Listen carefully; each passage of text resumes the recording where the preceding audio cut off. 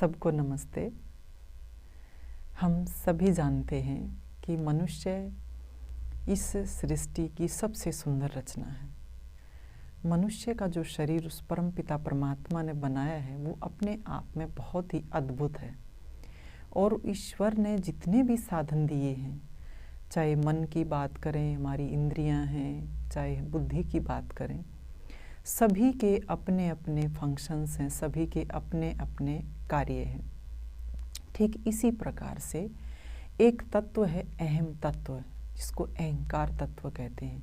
उसका काम क्या है? जैसे बुद्धि निर्णय लेती है, मन संकल्प विकल्प करता है, ठीक इसी प्रकार से जो ये अहम तत्व है उसके माध्यम से जीवात्मा इस संसार में अपने अस्तित्व को बनाए रखती है कि मैं हूँ। अपने अस्तित्व को बनाए रखना, अपने स्वरूप को बनाए रखना इस अहम तत्व के माध्यम से ही होता है। दूसरी तरफ वेद के माध्यम से वो परमपिता परमात्मा हमें आदेश दे रहे हैं और क्या कह रहे हैं? सुपर्ण या तुम जही, सुपर्ण या तुम जही, कि तुम सुंदर पंखों वाले गरुड़ पक्षी की चाल छोड़ दो। अब ये बात कही है। इन दोनों में हम थोड़ा सा ध्यान लगाएंगे, सोचेंगे, विचार करेंगे तो दोनों में क्या फ़र्क है। अब ये बात क्यों कही गई कि सुंदर पंखों वाले गरुड़ पक्षी की चाल छोड़ दो? अब ऐसी क्या बात है उस गरुड़ पक्षी के अंदर जिसके अंदर जो चीज़ है उसको अपने जीवन में मनुष्य ना लेकर के आए, उसके लिए परमात्मा हमें आदेश दे रहे हैं। अब गरुड़ के अंदर क्या खास बात है? गरुड़ को हम नीलकंठ भी कहते हैं। अब जो नीलकंठ है उसमें क्या है कि वो अकेला रहता है, हमेशा अकेला रहता है। उसके अंदर बहुत ज़्यादा अहंकार होता है। अहंकार है, अकेला रहेगा। आपने देखे होंगे बहुत सारे जो पक्षी होते हैं वो झुंड में रहते हैं, लेकिन जो नीलकंठ है वो हमेशा अकेला रहेगा। चिड़चिड़ चिड़चिड़ करता हुआ इधर से उधर, उधर से इधर दौड़ता रहेगा, वो जो है इधर से उधर उड़ता रहेगा, बैठता रहेगा, इधर उधर जाता रहेगा, लेकिन साथ किसी को लेकर के नहीं चलता। अब ये जो दुर्गुण है जिसमें थोड़ी सी देर पहले मैंने चर्चा की थी, अहंकार तत्व, एक वो अहंकार तत्व जो हमारे अस्तित्व को इस दुनिया में बनाए रखता है। लेकिन यहाँ कहा कि जो गरुड़ पक्षी के अंदर यानी नीलकंठ के अंदर जो ये इस तरह की बीमारी है, अहंकार की जो बीमारी है, उसको मनुष्य तू छोड़ दे, अपने जीवन में उसको कभी मत धारण करना। क्यों? क्योंकि मनुष्य एक सामाजिक प्राणी है, समाज के बिना उसका काम चल नहीं सकता है। और ये एक सामाजिक दुर्गुण है कि हमारे जीवन में ये अहंकार जो भर जाता है, मद के नशे में हम चूर हो जाते हैं, वो कहीं ना कहीं हमारे जीवन को मुश्किल में डालता है, हमारे जीवन को बर्बाद कर देता है।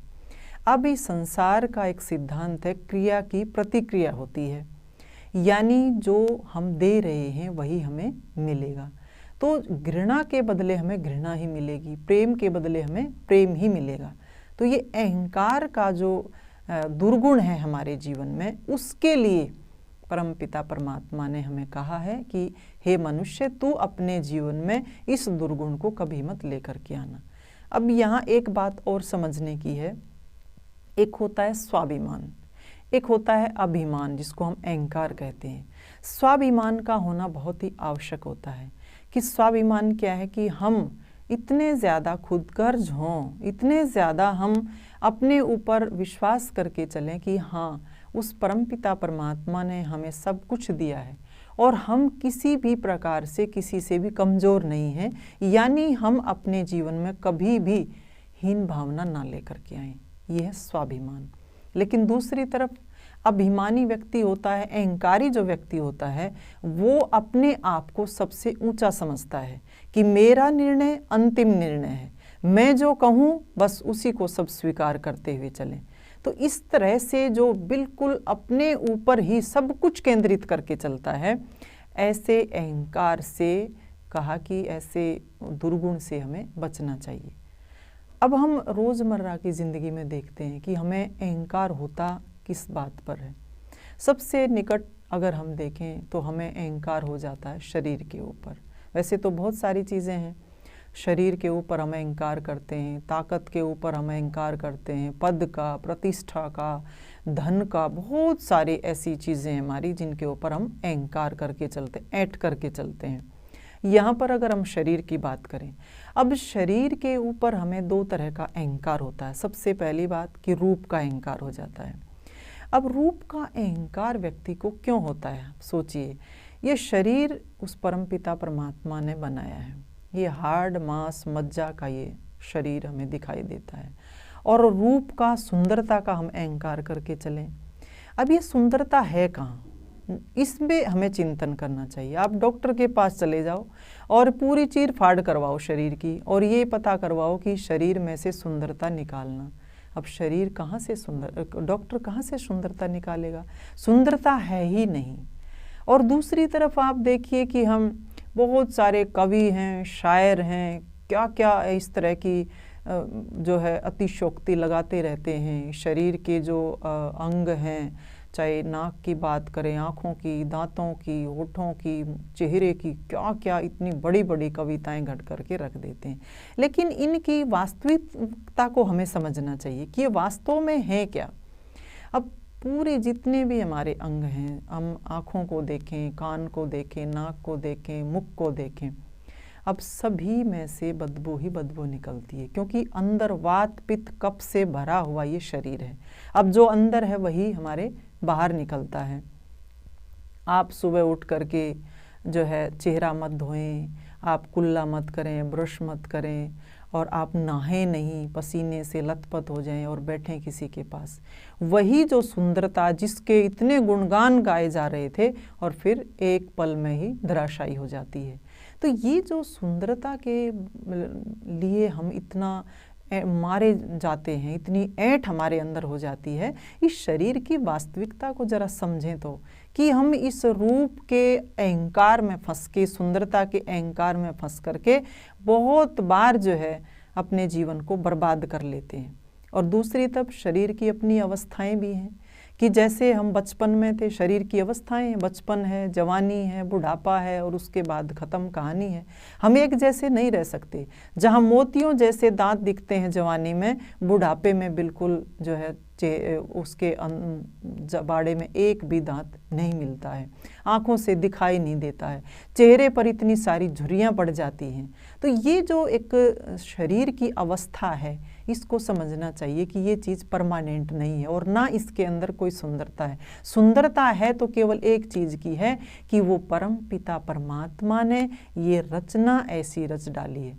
उस प्रभु की जो कला है उसके ऊपर हमें इस तरह से गर्व होना चाहिए कि प्रभु की रचना देखो, उसके प्रति हमें कृतज्ञ होना चाहिए कि ये शरीर किस प्रकार का अद्भुत बनाया है, कि इसके अंदर जितने भी पूरा कहा यथा पिंडे तथा ब्रह्मांडे, कि जैसा इस शरीर में है वही पूरे ब्रह्मांड में है, जो ब्रह्मांड में है वही इस पिंड में यानी इस शरीर में है। अगर इसको इस रूप में देखेंगे, इसकी यथार्थ स्थिति को अगर हम जानेंगे, तो ही हम अपने आप को इस अहंकार से बचा पाएंगे। नहीं तो जवानी में इतना ज़्यादा हमें अहंकार होता है, और कहा कि जवानी तो वो बाहर है कि एक बार जाने के बाद आती नहीं है, और बुढ़ापा तो वो एक स्थिति है, एक व्यवस्था है कि जो एक बार आ गई तो फिर वापस नहीं जाती।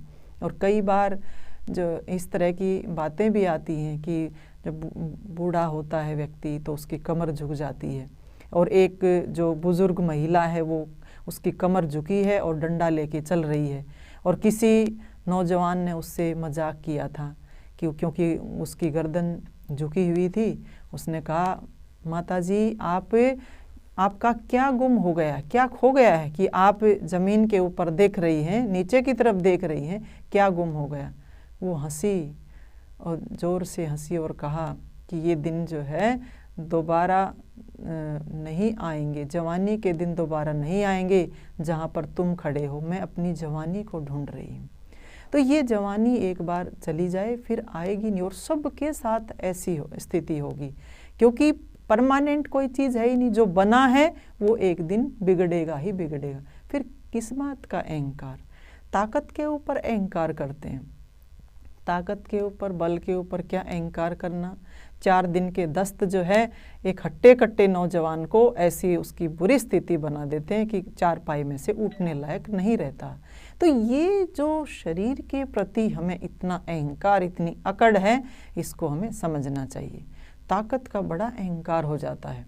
छोटे बच्चे होते हैं, खासकर लड़कों की बात करें, छोटे छोटे बच्चों में झगड़ा होता है, ताकत का इतना ज़्यादा अहंकार होता है। वो उसकी पिटाई करता है, वो उसकी पिटाई करता है, फिर घरों में जाते हैं, शिकायत करते हैं। माँ बाप जो है दूसरे बच्चे के माता पिता से शिकायत करते हैं कि तुम्हारे बच्चे ने हमारे बच्चे को पीटा। फिर वो कहेंगे तुम्हारे बच्चे ने हमारे बच्चे को। उनके अंदर क्या है कि हाँ मैं इतना ताकतवर हूँ, मैं इतना शक्तिशाली हूँ, मैं जो है उसकी पिटाई कर सकता हूँ, मैं उसकी पिटाई कर सकता हूँ, मेरे सामने 4 लड़के आ जाएं मैं उनको धराशायी कर दूंगा। देखते भी ऐसा ही हैं, सुनते भी ऐसा ही हैं बच्चे, तो फिर ये दुर्गुण और ज़्यादा बढ़ते चले जाते हैं।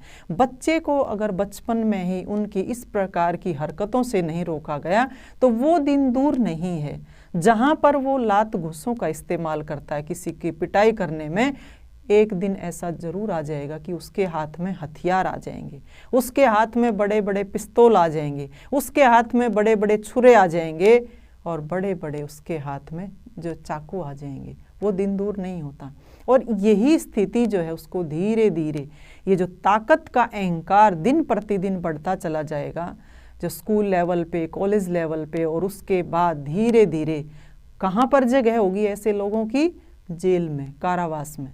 और वहाँ देखते हैं बिल्कुल एक अंदर से दिल बहुत दुखता है कि हमारे नौजवानों की जो जवानी है वो कारावास में किस तरह से बर्बाद हो रही है। कि वहाँ जाकर के देखते हैं 18 साल से लेकर के और 40 साल के नौजवान वहाँ पर अपनी जवानी को उस अहंकार के नशे में, अहंकार के मद में बर्बाद कर रहे हैं। केवल अहंकार, किस बात का? अब ताकत का इतना ज़्यादा अहंकार है। गैंग बना लिए, इतने सारे गैंगवार हो गए हैं। अपराध की दुनिया इतनी बढ़ गई है, इतनी बढ़ गई है, आप समझें कि हम कहाँ खड़े हैं, बच्चे किस ओर जा रहे हैं, किस दिशा में जा रहे हैं, केवल और केवल इस दुर्गुण के कारण। इसीलिए वो परमपिता परमात्मा कहते हैं इस अहंकार से तुम बचो, अहंकार तुम्हारे जीवन को बर्बाद कर देगा। महात्मा विदुर ने एक बात कही थी कि चाहे हमारे अंदर 1000 गुण हों, लेकिन अगर ये एक अवगुण आ जाएगा, अहंकार का अवगुण आ जाएगा, तो वो सारे गुणों को जो धराशायी कर देता है। जिस प्रकार से हमारे लैपटॉप में, हमारे फ़ोन में अगर वायरस आ जाता है तो वायरस चाहे कितना भी बढ़िया मैटर हो उसको वो ख़राब कर सकता है। तो ये वायरस है, इस वायरस से हमें बचना है। कि इसके जगह पर कि एक मंत्र आता है, वेद का बहुत प्यारा मंत्र है, ओम विश्वानि देव सवितर दुरितानि परासुव यद भद्रम तन आसुव। उस परमपिता परमात्मा से यही प्रार्थना करते हैं, प्रभु मेरे जीवन में जो ये दुर्गुण है, सबसे पहले आया दुर्गुण, कि प्रभु मेरे जीवन में जो ये दुर्गुण हैं इनको दूर भगाओ और मेरे जीवन में अच्छे गुण लेकर के आओ। लेकिन परमात्मा तो तभी लेकर के आएंगे जब हम खुद इसके लिए प्रयास करेंगे, दुर्गुण भगाएंगे। और ये दुर्गुण इतना बड़ा जो है दुर्गुण है अहंकार, ये इसको जब तक नहीं निकालेंगे हम नम्रता के साथ नहीं रह सकते। साथियों, इस वीडियो को ज़्यादा से ज़्यादा लाइक करें, कमेंट करें, शेयर करें और चैनल को सब्सक्राइब करना ना भूलें। आप अंग्रेजी दवाओं से परेशान हैं या फिर रोगों से परेशान होकर संसार से उठ जाना चाहते हैं? उठ जाने से पहले नाड़ी वैद्य क्या क्लब पर आइए और अपने सभी रोगों का आयुर्वेद में सही समाधान पाइए।